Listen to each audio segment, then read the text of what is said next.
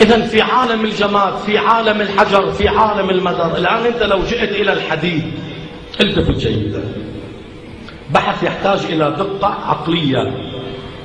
أنت الآن تشوف في زمان الإمام علي مسمارين، حديدتين، مسمارين، مسمار محب ومسمار مبغض لأمير المؤمنين سلام الله عليه. التفت جيدا، ليلة ما الإمام علي أراد أن يخرج إلى المسجد، أما نسمع بالرواية تعلق مئزره بمسمار الباب وشده إليه، فصار الإمام يقول صوائح تتبعها نوائح، اشدد حيازيمك للموت فإن الموت لاقيقا.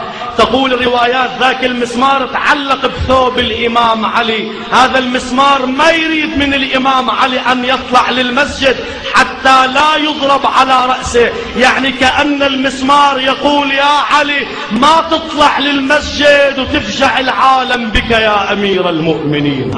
هذا المسمار تعلق بثوب أمير المؤمنين صلوات الله عليه. وعندك مسمار نفس المسمار لكن ماذا؟ غير محب لأمير المؤمنين، هذا المسمار يمزق صدر فاطمة بنت محمد.